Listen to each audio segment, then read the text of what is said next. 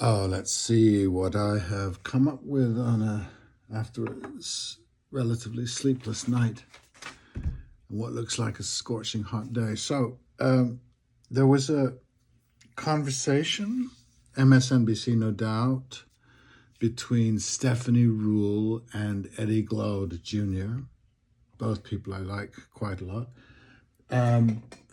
in different ways.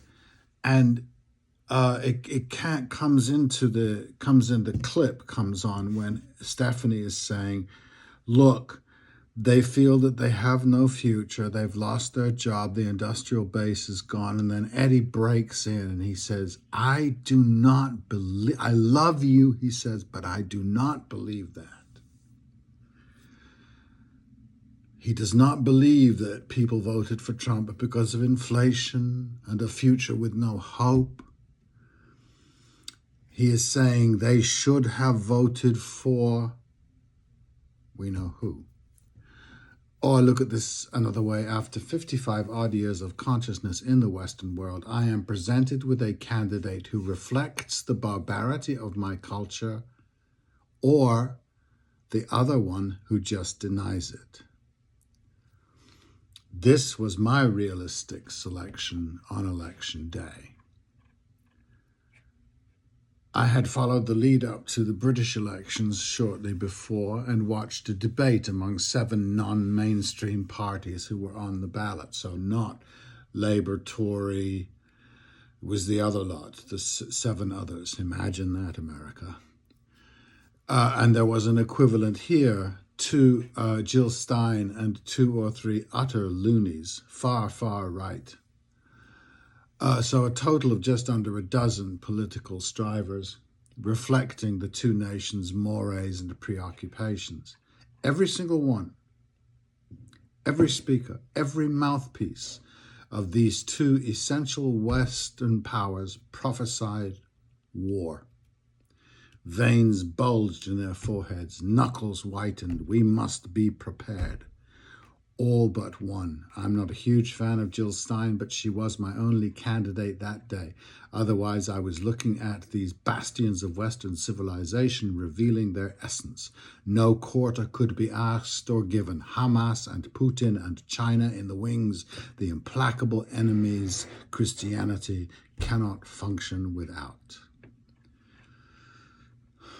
Now, I would say to Eddie, had the election been back in time and Charles Blow, and as far as I can tell, many other high-profile Americans would tell me, had it been in 1980, I should vote for an enthusiastic advocate of the apartheid regime in South Africa who wanted to continue the US policy of supplying that regime with ammunition and aid to suppress the ANC. That is the simple A and B of it. If you cannot see that, you got to look harder. Not complicated. The West is defending Israel, or rather annihilating the resistance to a regime that resembles America in its violation of people based on race. Kamala, Charles, Eddie. In turn, based on the assumption that land can just be taken. So it is a case of better the disease you acknowledge than the one you deny, perhaps. I did not, by the way, vote for either of these monstrosities, though the Democrats insist that I did. The oppression of protest in the universities began under Biden. The police state tactics in the UK are being exercised by a Labour government. That is my dilemma. The solution is not the solution I was led to believe, or rather, not the alternative I needed to the stupid individualist feudalism of the conservative/Republican predisposition. Their worldview I have watched all my life. It is white, colonial, patriarchal, and supremacist.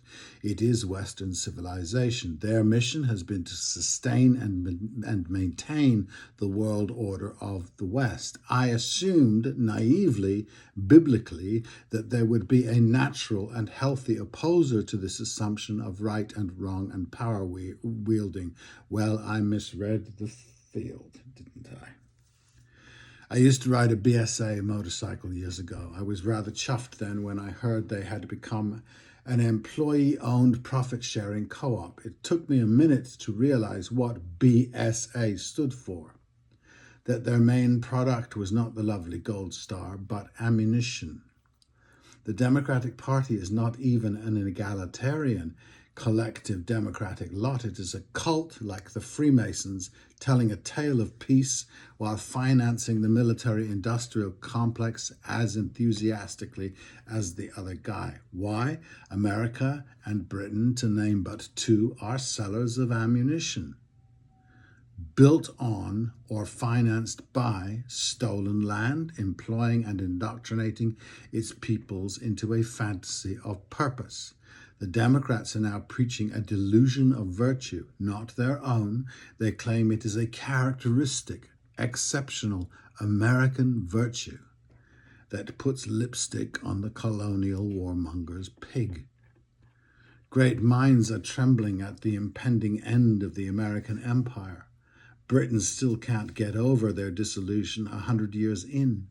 The analyzer that makes this all about oil and profit is missing the wide side of the barn. It is about identity. It is about religion.